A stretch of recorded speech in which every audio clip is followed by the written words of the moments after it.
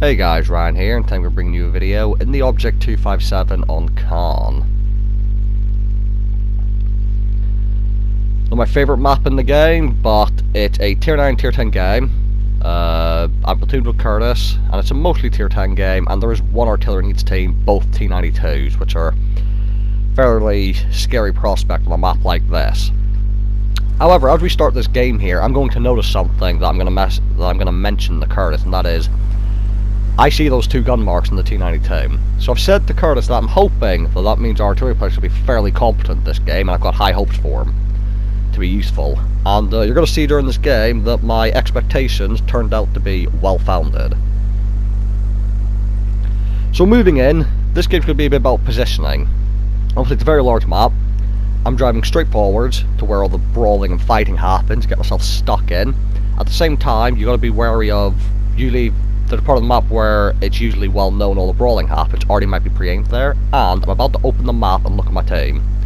And I see a lot of them are heading down south, so I'm also going to turn and start heading that direction.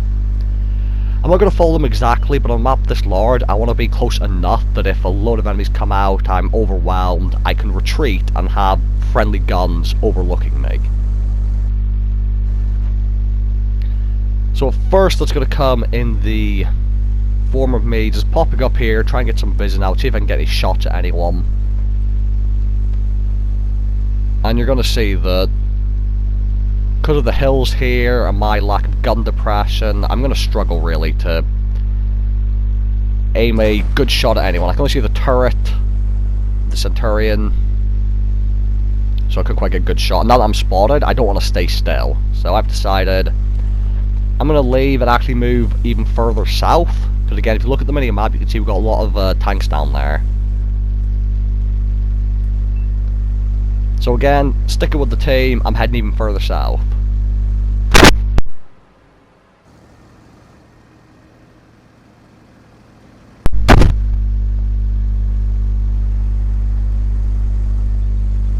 It took me a bit of time to get over here.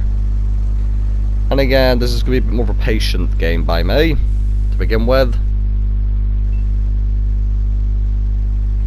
Now again, popping up, see if I can find any shots. Thankfully the ground flattens out a little bit as I come up here. 430U's coming over here, which is not ideal. That's not a very good tank to fight against. Thankfully, he doesn't have any gun depression either, so he's going to come all the way up and therefore expose his lower plate to me. So that is the nice thing about this map. Even though I'm struggling because of gun depression, the 430U's also going to struggle for gun depression. Trying to get shots across. I do see the IS-4 and I managed to get a nice shot into him from across the map. And now I'm looking all around because there's a lot of enemies, and actually on the map you'll see they've got a whole, their team's pretty much in a line down the entire map. So they've got people everywhere. Now Curtis said there's a lot of people in front of him, and it's only him and a 705A who's currently being wrecked at the moment, doesn't have much hit points, so I've told him to run towards me. There's me and a lot of teammates over here, he'll be safer over here, and that might mean even if he only gets an extra 1 or 2 shots off before he dies compared to if he stayed over there, that's going to be useful to the team.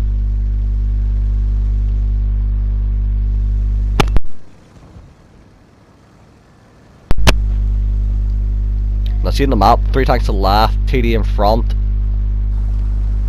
and a medium in front. And now I'm going to like use this rock for a little bit, some cover. 430U pops up again, kind of priority target him. If I can get more shots into him, great. Now the nice thing about this game is the W257's armor profile is really nice, so long as no one can overmatch you, and I'm pretty sure in this game there isn't anyone who can overmatch me. So that was a very nice thing to see at the start, and you will see the armor angling come into play in a moment. There's a Tyrian 7-1 pushing to this rock that I wanted to make good use of. The Conway jumps up, I try to stop the shot him but it misses, which is a shame because the Conway then picks off Curtis. Although I couldn't have one-shotted him anyway, so Curtis was probably still going to die whether or not I hit that shot. 7-1 pops out but I'm still reloading, and I just miss out on it, but now he's got a friendly tank shooting him in the ass. I see that enemy vehicle again, and I just feel a bit useless here. I need to get damage out, because if you look at the score, we're quite a few tanks down.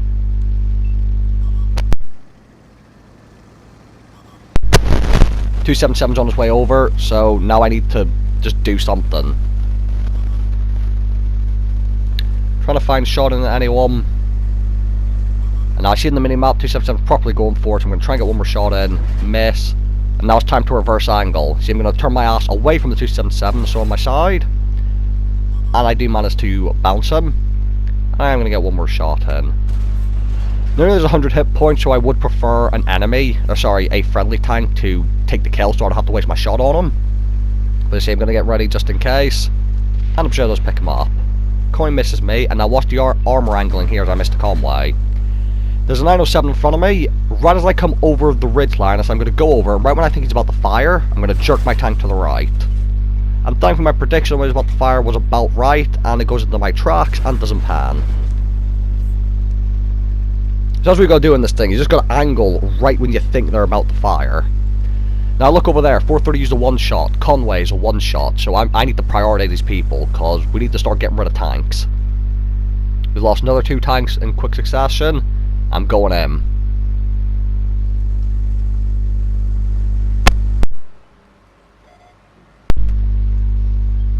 I pick up the Conway, and my friendly 430U. I believe is gonna... Oh no, our T92 picks up the enemy 430U. So again, the artillery, I said at the beginning of the game about making sure your team move. Our artillery moved as well, and that kept them alive and allowed them to help us at the end here. So what I said, I saw the 2 marks, I had high hopes for him, and he's delivering. Now, Prozetto against the Super Conqueror and the IS-4 at the back, but mainly it's the Super Conqueror's the issue at the moment. I'm on full hit points, I'm still doing the op for potential damage. 430 used behind me, so I feel like we can take the Super Conqueror, and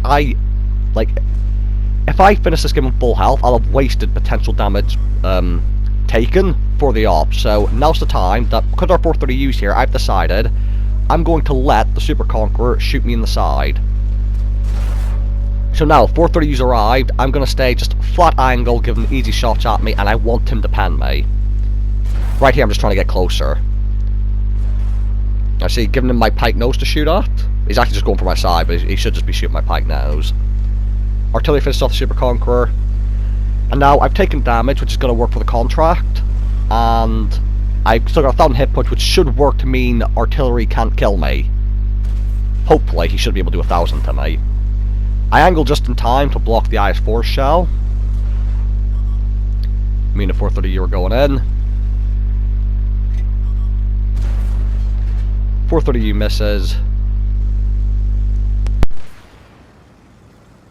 Sorry, IS-4 misses, our 430U kills him. So as you see, I was able to make use of my hit points because 1,000 is about the minimum I'd want when I'm having to fight against the T92 who might shoot me in the face and could probably hit me for 800-900. So I'm just hoping that 1,000 hit points is enough. Thankfully we're unspotted.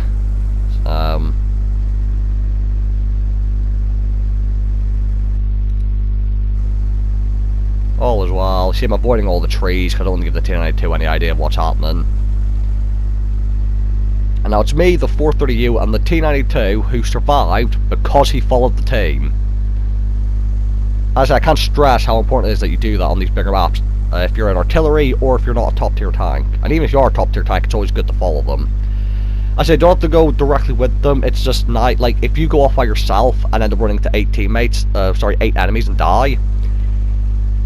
Yes, it sucks if your team didn't go to a place that they probably should have, but again, it's on you because you've got to recognize that yes, this is part of the map that's really useful, your team didn't go there, tough shit, you just got to deal with the fact your team didn't go there and just make do. And that's why I follow the team a lot. I just follow the team, and even if I think we're going to lose the game, I just follow them and try and get damage. Because if I follow them, I'll at least get a bit more damage if I'm by myself, even if I lose. So again, it just works well for your marks of excellence, for XP gain. Just get out the habit of always going to the same spot on the map, even if no one else goes there. So nice game in the 257. They're able to pull out the bag. We were down on tanks by quite a bit earlier in the game, but I must have saved my hit points until when I needed to use them. Actually, my progression on stage 7. I'm actually on the final stage of the contract at this moment in time, and I only need about 90,000 XP, so I should have the slapjack soon for you. Now this game, you're going to see something interesting, that's keep an eye on the T92 on our team. The 2-mark T92, who I said at the very start of the game, I have high hopes for. 83,000 profit, 4,000 damage, 897 assistance, 2,200 block, 2 kills. Only a first class, not an ace tank or anything, but as I said, I just thought it was a good game with the relocation. I had a good game, and the T92 came in clutch at the end. By the way, this was my second mark of excellence. It's nice. T92 at the end came in clutch with almost 4k damage. So thank you guys for watching. Hope you guys enjoyed the video, and I'll see you all in the next one.